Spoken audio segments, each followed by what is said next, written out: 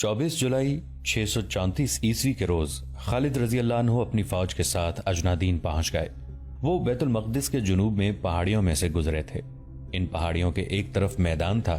خالد رضی اللہ عنہ نے وہاں قیام کا حکم دیا۔ تقریباً 1 میل دور رومی فوج خیمہ زن تھی۔ اس کا سالار اعلیٰ وردان اور سالار قپقلار تھا۔ رومی فوج تو جیسے انسانوں کا سمندر تھا، مسلمانوں کی فوج اس کے مقابلے میں چھوٹا سا دریا لگتی تھی۔ اسلامی فوج کے جو دستے دوسری جگہوں پر تھے وہ آ گئے اور مسلمانوں کی تعداد 32,000 ہو گئی۔ 1 میل کوئی زیادہ فاصلہ نہیں ہوتا۔ مسلمان اونچی جگہوں پر کھڑے ہو کر رومیوں کی خیمہ گاہ کی طرف دیکھتے تھے۔ انہیں حد نگاہ تک انسان اور گھوڑے نظر آتے تھے۔ 2-3 دنوں بعد خالد رضی اللہ عنہ کو بتایا گیا کہ فوج میں کچھ گھبراہٹ سی پائی جاتی ہے۔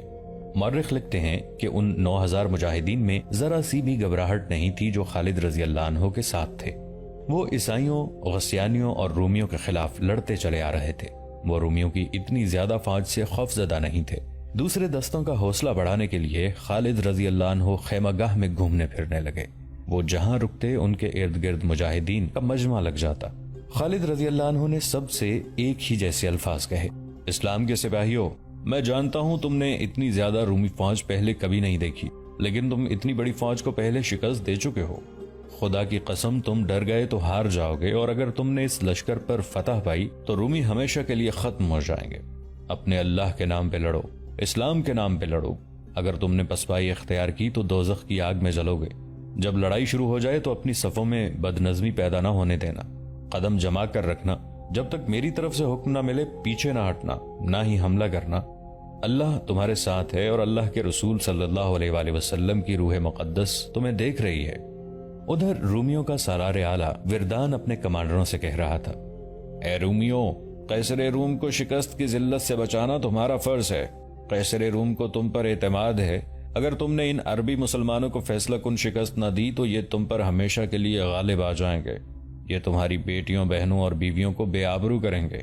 اپنے آپ کو منتشر نہ ہونے دینا، صلیب کی مدد مانگو۔ فتح تمہاری ہے۔ مسلمانوں کی تعداد بہت تھوڑی ہے، 1 کے مقابلے میں تم 3 ہو۔ 2-3 دن مزید گزر گئے۔ خالد رضی اللہ عنہ دشمن کی صحیح تعداد اور کیفیت معلوم کرنا چاہتے تھے۔ وہ کسی بھی جاسوس کو بھیج سکتے تھے، لیکن انہیں جس قسم کی معلومات کی ضرورت تھی وہ کوئی ذہین اور دلیر آدمی حاصل کر سکتا تھا۔ انہوں نے اپنے سالاروں سے کہا کہ انہیں کوئی آدمی دیا جائے۔ ابن الولید سالار زرار بن الازور نے کہا، کیا میں یہ کام نہیں کر سکوں گا؟ خدا کی قسم مجھ سے بہتر یہ کام کوئی اور نہیں کر سکے گا۔ زرار وہ سالار تھے جنہوں نے بصرہ کے معرکے میں اپنی نہ صرف زرہ اتار پھینکی بلکہ قمیص بھی اتار کر کمر تک برہنہ ہو گئے اور ایسے جوش سے لڑے تھے کہ سارے لشکر کے جوش و جذبے میں بے پناہ اضافہ ہو گیا تھا۔ ہاں ابن الازور، خالد نے کہا، تمہارے سوا یہ کام اور کون کر سکتا ہے؟ تم ہی بہتر جانتے ہو کہ وہاں تمہیں کیا دیکھنا ہے۔ زرار نے قمیض اتار پھینکی اور کمر تک برہنہ ہو گئے۔ وہ گھوڑے پر سوار ہوئے تو خالد رضی اللہ عنہ اور دوسرے سالاروں نے قہقہا لگایا، خدا حافظ میرے رفیقو۔ زرار نے ہلکی سی ایڑ لگا کر کہا، اللہ تجھے سلامت رکھے ابن الازور۔ خالد رضی اللہ عنہ نے کہا، رومیوں کی خیمہ گاہ کے قریب ایک اونچی ٹیکری تھی۔ زرار نے گھوڑا نیچے چھوڑا اور ٹیکری پر چڑھ گئے۔ مسلمانوں اور رومیوں کے خیمہ گاہوں کے درمیان 1 میل علاقہ خالی تھا۔ دونوں فریقین کے گشتی سنتری اس علاقے میں گشت کرتے رہتے تھے۔ یہ سنتری گھڑ سوار ہوتے تھے۔ زرار رضی اللہ عنہ کو رومیوں کے گشتی سوار نہیں دیکھ سکے تھے۔ زرار ٹیکری پر چڑھے تو دوسری طرف رومیوں کے سنتری موجود تھے۔ انہوں نے زرار کو دیکھ لیا تھا۔ زرار تیزی سے نیچے اترے اور کود کر گھوڑے پر سوار ہوئے۔ انہیں پکڑنے کے لیے رومی سوار ٹیکری کے دونوں طرف سے آئے۔ ان کی تعداد مورخوں کے مطابق 30 تھی۔ زرار نے گھوڑے کو ایڑ لگائی لیکن گھوڑے کو تیز نہ دوڑایا۔ رومی سواروں نے بھی گھوڑے تیز نہ دوڑائے۔ وہ غالباً محتاط تھے کہ مسلمان سنتری قریب کہیں موجود ہوں گے۔ پھر بھی رومی سواروں نے زرار کا تعاقب جاری رکھا اور زرار معمولی رفتار سے چلتے آئے۔ رومی سوار انہیں گھیرے میں لینے کے لیے پھیلتے چلے گئے اور ایک دوسرے سے دور ہٹتے گئے۔ زرار ان کے بگھرنے کے ہی منتظر تھے۔ ان کے پاس برچھی تھی۔ ان کی اپنی خیمہ گاہ قریب آ گئی تھی۔ اچانک زرار نے گھوڑے کو تیزی سے پیچھے موڑا اور ایڑ لگائی۔ ان کا رخ اس رومی سوار کی طرف تھا جو ان کے قریب تھا۔ انہوں نے اس رومی پر برچھی کا وار کیا۔ وار بڑا زوردار تھا۔ رومی سنبھل نہ سکا۔ زرار کا حملہ غیر متوقع تھا۔ یہ سوار گھوڑے سے گر پڑا۔ دوسرے رومی سوار ابھی سمجھ بھی نہ پائے تھے کہ یہ کیا ہوا ہے کہ زرار کی برچھی ایک اور رومی کے پہلو میں اتر چکی تھی۔ تیسرا سوار زرار کی طرف آیا تو زرار کی برچھی میں پرو دیا گیا۔ مسلمانوں کی خیمہ گاہ قریب ہی تھی، پھر بھی رومی زرار کو گھیرے میں لینے کی کوشش کر رہے تھے۔ زرار مانے ہوئے شہ سوار تھے، وہ رومیوں کے ہاتھ نہیں آ رہے تھے۔ رومیوں کی تعداد اب 27 تھی۔ زرار بھاگ نکلنے کی بجائے انہی میں گھوڑا دوڑاتے اور پینترے بدلتے پھر رہے تھے۔ ان کی برچی کا کوئی وار خالی نہیں جاتا تھا۔ واقدی اور تبری نے لکھا ہے کہ زرار رضی اللہ عنہ نے برچی کے ساتھ ساتھ تلوار بھی استعمال کی تھی۔ ان کی تحریروں کے مطابق زرار نے 30 میں سے 19 رومی سواروں کو مار ڈالا تھا۔ زرار کو زد میں لینے کی کوشش میں رومی مسلمانوں کی خیمہ گاہ کے اور قریب آ گئے تھے۔ بہت سے مسلمان سوار زرار کو مدد دینے کے لیے تیار ہونے لگے۔ رومیوں نے یہ خطرہ بر وقت بھانپ لیا اور وہ بھاگ گئے۔ زرار رضی اللہ عنہ جب اپنی خیمہ گاہ میں داخل ہوئے تو مجاہدین نے داد و تحسین کا شور و غوغا برپا کر کے ان کا استقبال کیا، لیکن خالد رضی اللہ عنہ کے سامنے گئے تو خالد رضی اللہ عنہ کے چہرے پر خفگی تھی۔ کیا میں نے تجھے کسی اور کام کے لیے نہیں بھیجا تھا؟ خالد رضی اللہ عنہ نے درشت لہجے میں کہا۔ اور تو نے دشمن سے لڑائی شروع کر دی؟ کیا تو نے اپنے فرض کے ساتھ بے انصافی نہیں کی؟ ابن الولید، زرار بن الازور نے کہا، خدا کی قسم تیرے حکم کا اور تیری ناراضگی کا خیال نہ ہوتا تو جو رومی بچ کر نکل گئے ہیں وہ بھی نہ جاتے۔ انہوں نے مجھے گھیر لیا تھا۔ اس کے بعد خالد رضی اللہ عنہ نے کسی کو رومی خیمہ گاہ کی جاسوسی کے لیے نہ بھیجا۔ 3-4 دن اور گزر گئے۔ خالد رضی اللہ عنہ کے لشکر نے آرام کر لیا، لیکن خالد رضی اللہ عنہ کے اپنے شب و روز جاگتے، سوچتے اور خیمے میں ٹہلتے گزرے۔ اپنے سے 3 گنا طاقتور دشمن کو شکست دینا تو ذرا دور کی بات ہے، اس کے مقابلے میں اترنا ہی ایک بہادری تھی۔ لیکن خالد رضی اللہ عنہ فتح کے سوا کچھ سوچ ہی نہیں سکتے تھے۔ وہ ہر شام سالاروں اور کمانداروں کو بلا کر ان سے مشورے لیتے اور ہدایات دیتے تھے۔ رومی کیمپ میں کچھ اور ہی صورتحال پیدا ہو گئی تھی۔ ان کے سالار قبقلار کا حوصلہ جواب دے رہا تھا۔ متعدد مورخوں نے، خصوصاً واقدی نے، یہ واقعہ تفصیل سے لکھا ہے۔ میں بڑا ہی خوش قسمت ہوتا اگر میں مسلمانوں کی فوج سے دور رہتا، قبقلار نے اپنے سالار اعلیٰ وردان سے کہا۔ ایسے نظر آتا ہے کہ وہ ہم پر غالب آ جائیں گے۔ ایسی بے معنی بات آج میں پہلی بار سن رہا ہوں، وردان نے کہا۔ کیا ایک آدمی کبھی 3 آدمیوں پر غالب آیا ہے؟ ایسا کئی بار ہوا ہے، قبقلار نے کہا۔ ہاں، ایسا کئی بار ہوا ہے، وردان نے کہا، اور وہ تم جیسے 3 جوان تھے جو میدان میں اترنے سے پہلے ہی حوصلہ ہار بیٹھے تھے۔ کیا وہ ایک آدمی نہیں تھا جس نے ہمارے 30 میں سے 19 سوار کو مار گرایا ہے؟ قبقلار نے کہا۔ 30 سوار ایک سوار پر غالب نہیں آ سکے، وہ سپاہی تھے، بزدل تھے، وردان نے کہا۔ تم سالار ہو، تم یہ بھی بھول گئے ہو کہ میدان جنگ میں بزدلی کی سزا موت ہے۔ لیکن مجھے یہ بتاؤ کہ تمہیں ہوا کیا ہے؟ کیا تم پر مسلمانوں کا جادو چل گیا ہے؟ جب سے ایک مسلمان نے ہمارے 30 آدمیوں کا مقابلہ کیا اور انہیں مارا ہے، میں سوچ میں پڑ گیا ہوں کہ اس ایک آدمی میں اتنی طاقت اور اتنی پھرتی کہاں سے آ گئی تھی؟ سالار قبقلار نے کہا۔ میں نے ایک عربی عیسائی کو مسلمانوں کے کیمپ میں بھیج رکھا تھا، وہ 3-4 دن مسلمان بن کر ان کی خیمہ گاہ میں رہا۔ کل وہ واپس آیا ہے، اس نے جو کچھ بتایا ہے اس سے مجھے پتا چلا ہے کہ ان کی طاقت کیا ہے۔ اس نے کیا بتایا ہے؟ وردان نے پوچھا۔ میں اسے ساتھ لایا ہوں، قبقلار نے کہا۔ ساری بات اسی سے سن لیں۔ جاسوس کو بلایا گیا۔ وردان نے اس سے پوچھا کہ مسلمانوں کی خیمہ گاہ میں اس نے کیا دیکھا ہے۔ سالار اعلیٰ کا رتبہ قیصر روم جتنا ہو، جاسوس نے تعظیم سے کہا۔ میں نے اس خیمہ گاہ میں عجیب لوگ دیکھے ہیں، وہ جو اپنے آپ کو مسلمان کہلاتے ہیں، ہم جیسے نہیں۔ تم اتنے دن ان کے درمیان کس طرح رہے؟ وردان نے پوچھا۔ کیا تم پر کسی نے شک نہیں کیا؟ میں ان کی زبان بولتا ہوں، جاسوس نے جواب دیا۔ ان کے طور طریقے جانتا ہوں، ان کے مذہب اور ان کی عبادت سے واقف ہوں۔ وہ اپنی فوج میں آپ کی طرح کسی کو بھرتی نہیں کرتے۔ جو کوئی ان کی فوج میں شامل ہونا چاہتا ہے اپنے ہتھیار اور اپنا گھوڑا ساتھ لے کر شامل ہو جاتا ہے۔ میں مسلمان بن کر ان کی فوج میں شامل ہو گیا تھا۔ میں نے ان مسلمانوں میں کچھ نئے اصول دیکھے ہیں۔ رات کو وہ عبادت گزار ہوتے ہیں اور دن کو ایسے جنگجو جیسے وہ لڑنے مرنے کے سوا کچھ جانتے ہی نہ ہوں۔ اپنے عقیدے کے تحفظ اور اس کے فروغ کے لیے لڑنے اور جان دینے کو یہ اپنا ایمان کہتے ہیں۔ ان کا ہر ایک سپاہی اس طرح باتیں کرتا ہے جیسے وہ کسی سالار کے حکم سے نہیں بلکہ اپنی ذاتی لڑائی لڑنے آیا ہو۔ وہ سب ایک جیسے ہیں، لباس سے سالار اور سپاہی میں فرق معلوم نہیں کیا جا سکتا۔ میں نے ان میں مساوات کے علاوہ انصاف دیکھا ہے۔ اگر ان کے حاکم یا امیر کا بیٹا چوری کرے تو اس کا بھی ہاتھ کاٹ دیتے ہیں۔ اگر وہ کسی عورت کے ساتھ بدکاری کرتے پکڑا جائے تو اسے سرعام کھڑا کر کے پتھر مارتے ہیں حتیٰ کہ وہ مر جاتا ہے۔ یہ لوگ اتنے مطمئن ہیں کہ انہیں کوئی فکر اور کوئی پریشانی نہیں۔ سالار اعلیٰ اگر مجھے معاف کریں تو کہوں، ہماری فوج میں وہ وصف نہیں جو مسلمانوں میں دیکھ کر آیا ہوں۔ مسلمانوں کا کوئی بادشاہ نہیں، ہمارے سپاہی بادشاہ کے حکم سے لڑتے ہیں، اور جب دیکھتے ہیں کہ بادشاہ انہیں دیکھ نہیں رہا تو وہ اپنی جان بچانے کی کوشش کرتے ہیں۔ مسلمان ایک خدا کو اپنا بادشاہ سمجھتے ہیں اور کہتے ہیں کہ خدا ہر جگہ موجود ہے اور انہیں دیکھ رہا ہے۔ مشہور مورخ طبری نے لکھا ہے کہ کپکلار بول پڑا۔ اس نے کہا، میں کہتا ہوں اس زمین کے نیچے چلا جاؤں جس زمین پر ان سے مقابلہ کرنا پڑے، کاش میں ان کے قریب نہ جا سکوں، نہ خدا ان کے خلاف میری نہ میرے خلاف ان کی مدد کرے۔ فردان نے کپکلار سے کہا کہ اسے لڑنا پڑے گا، لیکن کپکلار کا لڑنے کا جذبہ ماند پڑ گیا تھا۔ 27 جمادی الاول 13 ہجری بمطابق 29 جولائی 634 عیسوی کی شام خالد رضی اللہ عنہ نے اپنے سالاروں کو آخری ہدایات دیں اور اپنے لشکر کی تقسیم کر دی۔ 28 جمادی الاول 13 ہجری کو یعنی اگلے ہی روز مجاہدین نے روزمرہ کی طرح فجر کی نماز باجماعت پڑھی۔ سب نے گڑ گڑا کر بڑے ہی جذباتی انداز میں دعائیں مانگی۔ بہت سے ایسے تھے جن کی آنکھوں میں آنسو آ گئے، ان میں سے نہ جانے کس کس کی یہ آخری نماز تھی۔ نماز کے فوراً بعد انہیں اپنے اپنے دستوں کے ساتھ ان جگہوں پر چلے جانا تھا جو ان کے لیے گزشتہ رات مقرر کی گئی تھی۔ سورج نکلنے سے پہلے پہلے خالد رضی اللہ عنہ کا لشکر اپنی جگہوں پر پہنچ چکا تھا۔ رومیوں نے یہ سوچا کہ وہ اپنی اتنی زیادہ تعداد کے بلبوتے پر اتنا پھیل جائیں گے کہ مسلمان اتنا پھیلے تو ان کی صفوں میں شگاف پڑ جائیں گے، لیکن خالد رضی اللہ عنہ نے تعداد کی قلت کے باوجود محاذ 5 میل لمبا بنا دیا۔ اس سے یہ خطرہ کم ہو گیا کہ رومی پہلوؤں میں جا کر یا پہلوؤں سے عقب میں جا کر حملہ کریں گے۔ خالد رضی اللہ عنہ نے دوسری دانش مندی یہ کی کہ اپنے لشکر کا منہ مغرب کی طرف رکھا تاکہ سورج ان کے پیچھے اور رومیوں کے سامنے رہے اور وہ آنکھوں میں سورج کی چمک پڑنے کی وجہ سے آنکھوں کو کھول نہ سکیں۔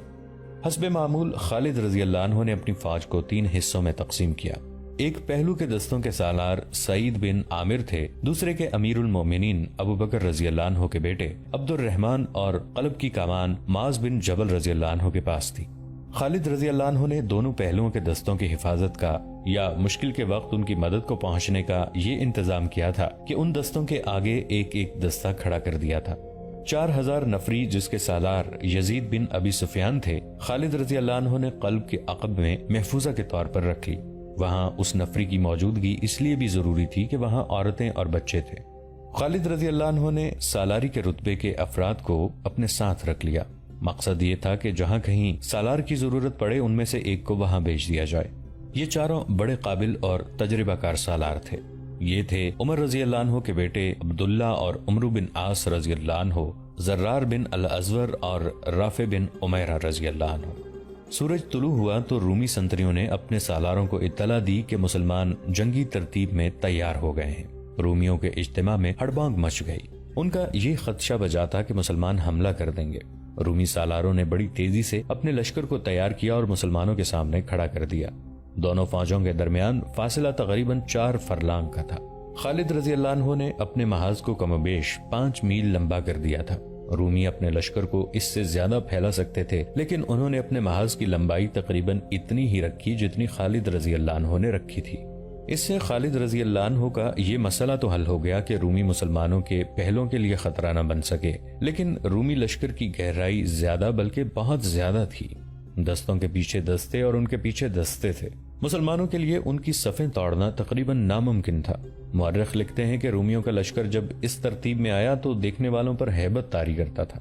بہت سی صلیبیں جن میں کچھ بڑی اور کچھ ذرا چھوٹی تھیں اس لشکر میں سے اوپر کو ابھری ہوئی تھیں اور کئی رنگوں کے جھنڈے اوپر کو اٹھے ہوئے لہرا رہے تھے۔ اس کے مقابلے میں مسلمانوں کی فوج نہایت معمولی اور بے روب سی لگتی تھی۔ رومیوں کا سالار وردان اور سالار قبقلار اپنے لشکر کے قلب کے سامنے گھوڑے پر سوار کھڑے تھے۔ ان کے ساتھ ان کے محافظوں کا ایک ایک دستہ تھا جو لباس وغیرہ سے بڑے شان والے لگتے تھے۔ رومیوں کی تعداد اور ان کے ظاہری جاہ و جلال کو دیکھ کر خالد رضی اللہ عنہ نے محسوس کیا ہوگا کہ ان کے مجاہدین پر رومیوں کا ایسا اثر ہو سکتا ہے کہ ان کا جذبہ ذرا کمزور ہو جائے۔ شاید اسی لیے خالد رضی اللہ عنہ نے اپنے گھوڑے کو ایڑ لگائی اور گھوڑے کا رخ اپنی فوج کے ایک سرے کی طرف کر دیا۔ یہ پہلا موقع تھا کہ انہوں نے اپنا محاذ اتنا زیادہ پھیلایا تھا۔ انہوں نے گھوڑا ایک پہلو کے دستے کے سامنے جا روکا۔ یاد رکھنا کہ تم اس اللہ کے نام پر لڑنے آئے ہو جس نے تمہیں زندگی عطا کی ہے۔ خالد رضی اللہ عنہ نے ایک ہاتھ اور اس ہاتھ کی شہادت کی انگلی آسمان کی طرف کر کے انتہائی بلند آواز میں کہا، اللہ کسی اور طریقے سے بھی اپنی دی ہوئی زندگی تم سے واپس لے سکتا ہے۔ اللہ نے تمہارے ساتھ ایک رشتہ قائم کر رکھا ہے، کیا یہ اچھا نہیں کہ تم اللہ کی خاطر اپنی جانیں قربان کر دو؟ اللہ اس کا اجر دے گا۔ ایسا پہلے بھی ہو چکا ہے کہ تم تھوڑے تھے اور تمہارا مقابلہ اس دشمن سے ہوا جو تم سے دوگنا تھا اور بعض دفعہ 3 گنا تھا، اور اتنا طاقتور دشمن تمہاری ضرب سے اس طرح بھاگا جیسے بکری شیر کو اور بھیڑ بھیڑیے کو دیکھ کر بھاگتی ہے۔ رومیوں کی ظاہری شان و شوکت کو نہ دیکھو، شان و شوکت ایمان والوں کی ہوتی ہے۔ جاہو جلال ان کا ہے جن کے ساتھ اللہ ہے۔ اللہ تمہارے ساتھ ہے۔ آج اپنے اللہ اور اللہ کے رسول صلی اللہ علیہ وآلہ وسلم کی روح پر ثابت کر دو کہ تم باطل کے پہاڑوں کو ریزہ ریزہ کرنے والے ہو۔ یہ تو جذباتی باتیں تھیں جو خالد رضی اللہ عنہ نے کہیں، اور ان کا اثر وہی ہوا جو ہونا چاہیے تھا۔ خالد رضی اللہ عنہ نے ان باتوں کے علاوہ کچھ ہدایات دیں۔ مورخوں نے ان کے صحیح الفاظ لکھے ہیں۔ جب آگے بڑھ کر حملہ کرو تو مل کر دشمن پر دباؤ ڈالو جیسے ایک دیوار بڑھ رہی ہو۔ جب تیر چلاؤ تو سب کے تیر اکٹھے کمانوں سے نکلیں اور دشمن پر بوچھاڑ کی طرح گریں۔ دشمن کو اپنے ساتھ بہا لے جاؤ۔ خالد رضی اللہ عنہ تمام دستوں کے سامنے رکے اور یہی الفاظ کہے۔ اس کے بعد وہ عقب میں عورتوں کے پاس چلے گئے۔